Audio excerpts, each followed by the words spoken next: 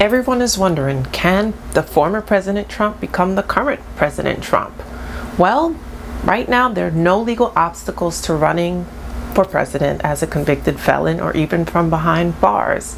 And if Trump finds himself in that predicament, he'll be following in the footsteps of another rabble-rousing populist and frequent presidential candidate, the avowed socialist Eugene V. Debs, who received nearly 1 million votes while in prison a century ago, which is a respectable tally for an incarcerated socialist, but nowhere near enough to force the nation to seriously consider the improbable constitutional question: what happens if an imprisoned candidate actually wins? And Trump's escalating legal troubles is resurrecting that question for everyone.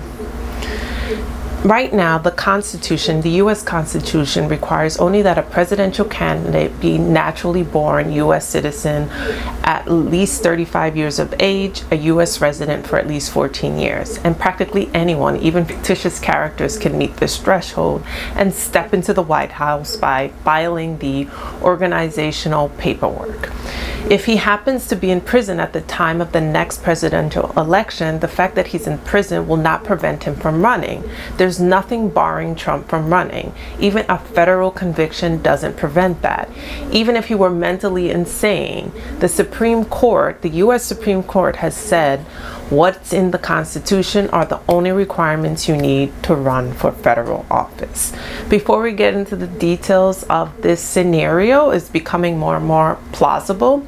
This is the Legal Code, and on this channel we discuss various legal topics so that you can be informed about what's coming down the pike. Occasionally we touch on legal shenanigans, but only if there's a legal component that I want to share with you and there's something that you can learn from. I do not care about pop culture. I care about answering legal questions and grappling with legal aspects that you can learn from, and that's when we touch on celebrity shenanigans. So if you appreciate that sort of content, please don't forget to like and subscribe and share with anyone else you think will find value. Also, I am a real life attorney, so if you have some questions and concerns regarding your small business, then you can schedule a consultation to speak with me to troubleshoot areas and develop a strategy for your business plan, whether that deals with trademark or copyright. I specialize in small businesses and making sure that their legal ducks are in a row to protect them. So again, if you have questions about copyright, trademark, protecting your business, then you should reach out to me and schedule a consultation. Also, I also want to bring your attention to, I have a medical tourism trip set up for October of 2023. So if you're one of the many millions of Americans that do not have adequate health insurance or you're underinsured, then I implore you to at least begin to think about becoming a medical tourist. More and more Americans and even Canadians are beginning to think about medical tourism because their home country are not offering what they need as it relates to their health care and their dental care. So they're traveling overseas. Many Canadians come to or go to Latin America in order to receive treatment. Americans are now becoming more comfortable with the idea that the medical system, the healthcare system in the United States is broken and doesn't seem like there's going to be any solution in sight. So many are taking their health into their own hands and traveling to Mexico, to Costa Rica, to Colombia in order to receive medical care that's affordable. So this trip is facilitated for Barranquilla, Colombia. Colombia is a destination for medical tourists because it's so highly ranked. It outranks the United States as well as Canada, coming in at number 22 in the world. It's well renowned internationally for how robust and advanced the healthcare is and so affordable to boot.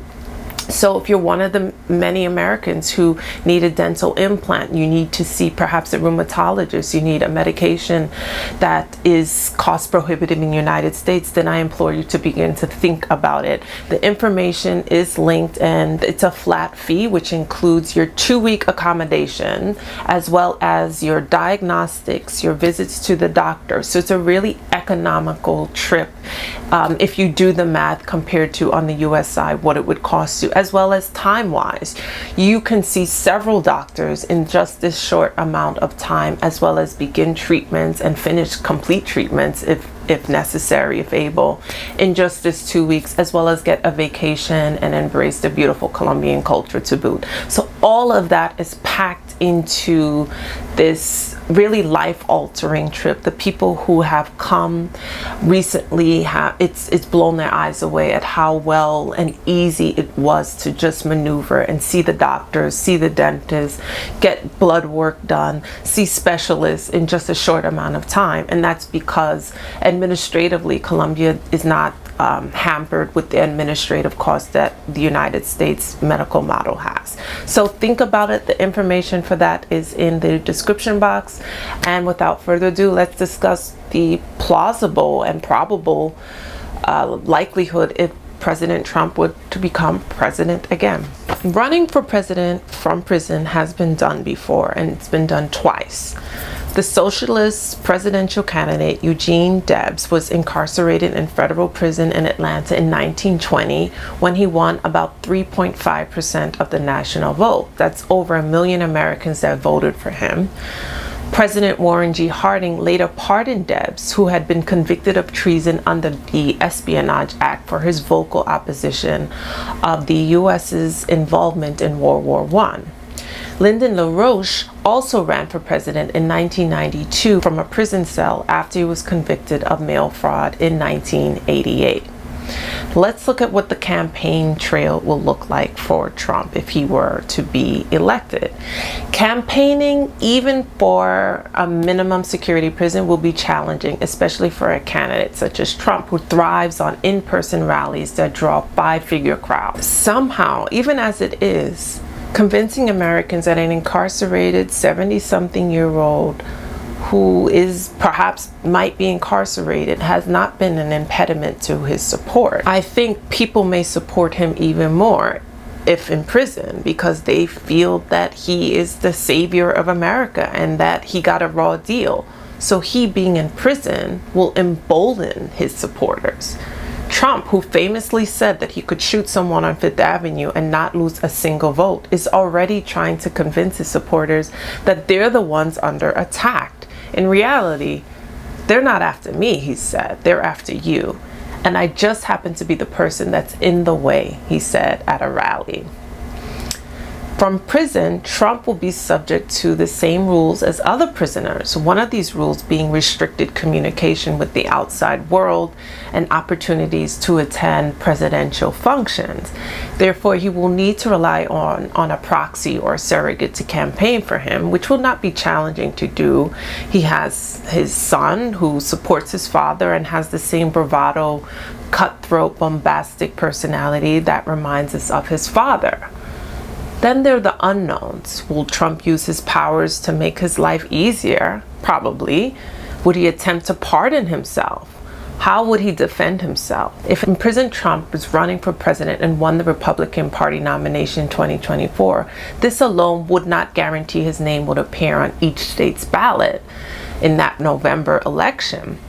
Particularly in Democratic-led states, they could attempt to pass laws that would make it more difficult for Trump to qualify for their state ballots.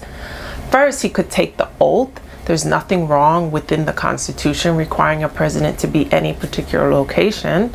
President Lyndon B. Johnson took his oath aboard Air Force One in 1963 after the assassination of John F. Kennedy. After taking the oath, Trump could theoretically do from prison many things presidential that he would do in a normal office. The first thing on the agenda may be to pardon himself, issue executive orders, sign legislation, and make political appointments of those who will be loyal to him and be able to get him out as quickly as possible.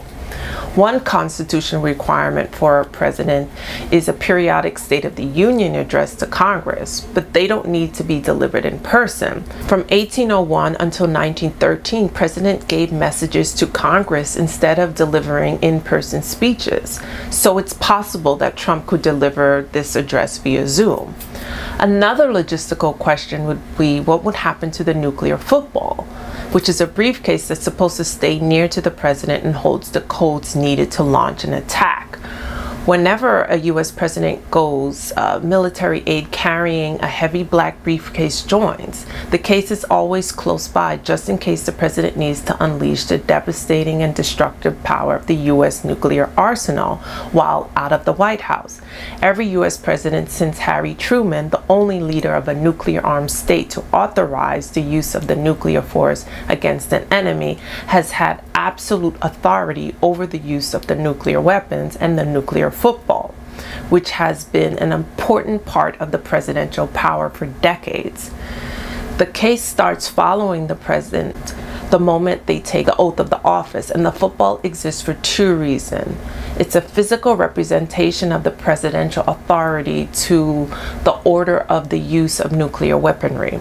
Two, it exists because we've been afraid that the surprise nuclear attack could catch us off guard and preclude any sort of retaliation. If you have the ability for the president to act quickly, you can forestall and therein deter that from happening. This is from Cold War fears from when the Soviet Union might have launched a surprise attack on the U.S. that could have crippled critical U.S. capabilities and infrastructure. The immediate retaliatory strike, the nuclear football, has been around since the Eisenhower administration and gets handed off to every incoming president. So this begs the question, will the military aide who carries the briefcase be in an adjacent cell? What's quite likely is the U.S. Secret Service agent will protect and imprison Trump.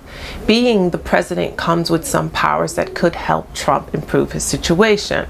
But that depends a lot on where he winds up. If he ends up in a federal prison, he'd likely have more sway over his fate. He could attempt to issue a presidential self-pardon, but that's never been tested before, and it's legally murky whether that would hold up in court. As president, Trump will technically oversee the Federal Bureau of Prisons. So if he were in federal custody, Trump could look for loopholes to improve his setup. Trump could designate the White House as a Bureau of Prisons facility where he's the only inmate. Frank Bauman, a law professor at the University of Missouri, said, but if Trump were convicted of a state crime, federal level executive powers would not do much. Trump could designate the White House as a Bureau of Prisons facility where he's the only inmate. But if Trump were convicted of a state crime, federal level executive powers would not do much. Pardon powers vary by state, and Trump's freedom could be in the hands of a governor or a state parole board. States remain free to exclude felons from the ballot for state and local positions, just not federal ones. Enter the 25th Amendment. If a president is in prison, would he be unable to discharge the powers and duties of his office? That's the million-dollar question that will certainly be raised, and one that would bring the 25th Amendment into question, which covers presidential disability and succession. I guess a very credible argument could be made that he is disabled under the plain language and that amendment. Trump could theoretically hand over power to his vice president for an extended period of time if he wanted to declare himself unable to serve as commander-in-chief. That vice president could be his son or whomever that happens to be.